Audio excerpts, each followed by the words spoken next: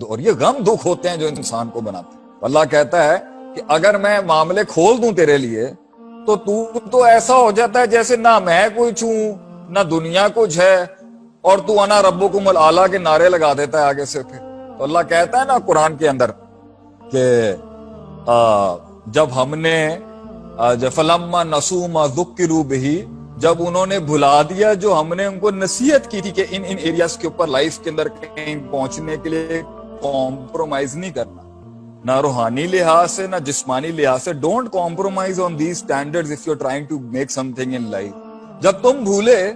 تو ہم نے کیا کیا؟ فتحنا علیہم ابواب کل شیء، قرآن کی آیت ہے کہ اللہ کہتا ہے کہ جب مجھے کسی کو برباد کرنا ہوتا ہے نا، جب مجھے واقعی کسی کو تباہ کرنا ہوتا ہے، جب مجھے واقعی کسی کو مجھے وہ بندہ ہی نہیں سمجھ میں آ رہا ہوتا اور میں نے اس کے بارے میں فیصلہ، میں اس کے اوپر فتحنا علیہم ابواب، میں اس کے آگے دنیا کھول دیتا ہوں، پھر وہ ہاتھ لگاتا ہے اور چیزیں سونا ہو جاتی ہیں۔ تو جن لوگوں کی یہ ایک باری میں کام ہو جاتے ہیں نا، ان کو ذرا تھوڑا سا نظر کرنا چاہیے۔ ہو سکتا ہے انہوں نے سٹینڈرڈز پورے فالو کیے ہوں، اللہ کے، اپنے مخلوق کے، عبادت کے سٹینڈرڈ آپریٹنگ پروسیجرز، فزیولوجیکل لحاظ سے، اسپرچول لحاظ سے، لیکن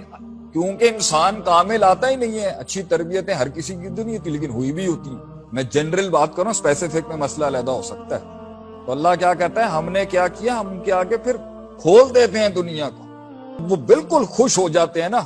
جو ہم نے انہیں عطا کیا ہوتا ہے، اخذناہم بغتۃ، ہم ایسے پکڑ لیتے ہیں ان کو جیسے ہوش ہی نہیں ہوتی۔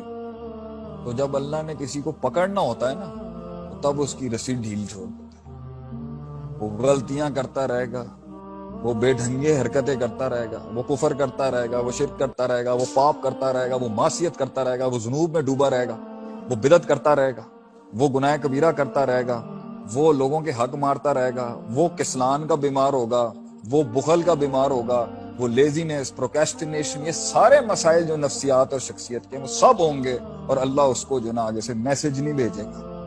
کہ بدل جا بھی۔ یہ کرونا کو لے کے بھی لوگوں نے اپنی اتنی رائے بنائی ہوئی ہیں، یار آپ کے پاس تو ابھی بھی وقت ہے۔ فاتقوا اللہ ما استطعتم کے تحت اگر موت نہیں آئی، ابھی دیکھیں وہ پلین کریش کے اندر تب سوچے ہیں کہ وہ اپنے عید منانے آ رہے تھے، اور وہ جو ماڈل کالونی میں بیٹھے ہوں گے کراچی کے اندر، ان کو ہوش بھی نہیں ہوگا کہ ابھی اتنا بڑا اوپر سے یہ بم گر جانا ہے ان کے اوپر۔ آپ کے پاس وقت ہے اپنے اصولوں کو، اپنی زندگیوں کو ٹھیک کرنے کا۔ دس از یور ٹائم۔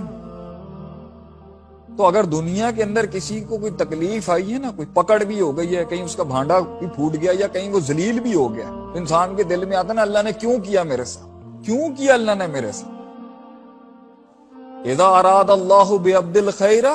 اللہ اگر کسی کے، حدیث میں آتا ہے ترمذی کی، اگر اللہ کسی کے ساتھ خیر کا ارادہ کرتا ہے نا، کیا کرتا ہے، اجل لہ العقوبۃ فی الدنیا، اللہ دنیا میں اس کی پکڑ کر لیتا ہے